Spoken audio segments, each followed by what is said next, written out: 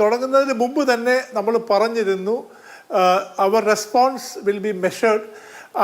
ഇന്ന് അത് കഴിഞ്ഞ ഉടനെ തന്നെ നമ്മൾ ക്ലാരിഫൈ ചെയ്തു എല്ലാവർക്കും വേണ്ടി. നമ്മൾ അറ്റാക്ക് ചെയ്തിട്ടുള്ളത് പാകിസ്ഥാൻ്റെ മിലിറ്ററി ബേസസോ അതോ അവരുടെ സിവിലിയൻ ഏരിയാസോ അല്ല എന്ന് വളരെ വ്യക്തമായി പറഞ്ഞു. അതിൻ്റെ കാരണം തന്നെ നോൺ എസ്കലേറ്ററി ആകാൻ വേണ്ടിയുള്ള ഒരു എക്സ്പ്ലനേഷനാണത് പറഞ്ഞത്. പിന്നെ നമ്മൾ ലക്ഷ്യം വെച്ചതെല്ലാം പാകിസ്ഥാനിൽ വേരുറച്ച് അവിടെ നിന്നും ലോകത്തെങ്ങും വ്യാപിപ്പിക്കുന്ന ടെററിസ്റ്റ് ഭീകരവാദികളുടെ സങ്കേതങ്ങളെ മാത്രമാണ് നമ്മൾ ഇന്ന് ഉന്നം വെച്ചത്. അത് വളരെ ആക്യുറേറ്റായിട്ട് ലക്ഷ്യത്തിൽ നിന്ന് ഒട്ടും പിഴയ്ക്കാതെ തന്നെ അവിടെ എത്തി എന്ന് പറയാം. ഞാൻ നമ്മുടെ നേരത്തെ ഒരു ചർച്ചയിൽ പറഞ്ഞിരുന്നു, the response will be spectacular. അത് തീർച്ചയായിട്ടും അങ്ങനെ തന്നെ നടന്നു. അത് വളരെ ഇതും പറഞ്ഞിരുന്നു, ചുമ്മാതൊരു ഏരിയയ്ക്കല്ല, വളരെ പിൻ പോയിൻ്റ് ടാർഗറ്റ് ഓൾറെഡി കണ്ടുപിടിച്ചതിന് ശേഷം അവിടെ തന്നെ ആയിരിക്കും അതും നടന്നു. ഇനി താങ്കൾ പറഞ്ഞത് നമ്മൾ നോൺ എസ്കലേറ്ററി ആണെങ്കിലും പാകിസ്ഥാൻ സേനയ്ക്ക് നമുക്ക് മറുപടി തരാതിരിക്കാൻ സാധിക്കില്ല. അവർ തന്നേ മതിയാകൂ. കാരണം അവരുടെ നിലനിൽപ്പ് ആൻറ്റി ഇന്ത്യ അല്ലെങ്കിൽ ആൻറ്റി ഭാരതത്തിനെതിരെയുള്ള സ്റ്റാൻഡിംഗ് ആണ് അവരുടെ നിലനിൽപ്പ്.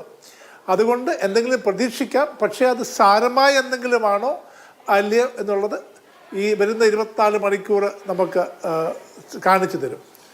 തീർച്ചയായിട്ടും ഇപ്പോഴും അതിർത്തി അശാന്തമാണ്. പാകിസ്ഥാന്റെ റിട്ടാലിയേറ്ററി ഫയർ ഉണ്ടായിരുന്നു. സിവിലിയൻസ് ആണ് ടാർഗറ്റ്. ഇതിനോടകം തന്നെ 15 സിവിലിയൻസിന്റെ മരണം ഇന്ത്യൻ അതിർത്തിയിൽ, ഇന്ത്യൻ ഭാഗത്ത് കൺഫേം ചെയ്തു കഴിഞ്ഞു. അപ്പോൾ പാകിസ്ഥാൻ ഇത് തുടരുകയാണെങ്കിൽ, ഇന്ത്യൻ സിവിലിയൻസിനെ ആക്രമിക്കുന്നത് തുടരുകയാണെങ്കിൽ ഇതുകൊണ്ട് അവസാനിക്കില്ലല്ലോ. താങ്കൾ പറഞ്ഞത് ശരിയാണ്. ആക്ച്വലി ഇതിന് 2-3 ഘടകങ്ങളുണ്ട് മനസ്സിലാക്കേണ്ടത്. ബോർഡർ സ്കർമിഷസ് എസ്കലേറ്ററി ആയിട്ട് നാം കാണാറില്ല.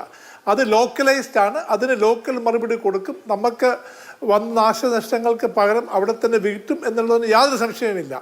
പക്ഷേ എസ്കലേറ്ററി ഞാൻ കാണുന്നത് അവിടുന്ന് മിസൈൽ അറ്റാക്ക് ഹിൻഡർലാൻഡ്, അതായത് നമ്മളുടെ അകത്തോട്ടുള്ള സ്ഥലങ്ങളിലേക്ക് അവർ മിസൈൽ അയക്കുകയോ അല്ലെങ്കിൽ എന്തെങ്കിലും സ്റ്റാൻഡ് ഓഫ് അറ്റാക്ക് നമ്മുടെ എയർ ബേസസിനോ വല്ലതും ചെയ്യുകയാണെങ്കിൽ അത് എസ്കലേറ്ററി ആയിരിക്കും. പക്ഷേ അവർ തീർച്ചയായിട്ടും എന്തെങ്കിലും ചെയ്യും എന്നുള്ളത് നമുക്ക് പ്രതീക്ഷിക്കാം. അത് 100% നടക്കും. പക്ഷേ ഈ ബോർഡറിൽ നടക്കുന്ന ഫയറിങ് സാധാരണയായി നടക്കുന്നതാണ്. ഇത് നാം മുൻകൂട്ടി കണ്ടതുമാണ്. അതുകൊണ്ട് തന്നെയാണ് രാജ്യത്ത് അവിടെയുള്ള ബങ്കേഴ്സ് എല്ലാം വൃത്തിയാക്കുകയും ആൾക്കാരെയൊക്കെ അവിടെ ആക്കിയതൊക്കെ ഇത് പ്രതീക്ഷിച്ച് തന്നെയാണ്. ഇതൊരു കൊളാറ്ററൽ ഡാമേജ് ആണ്. അതിന് പകരം വീട്ടിയിരിക്കും, അതിന് സംശയമൊന്നുമില്ല.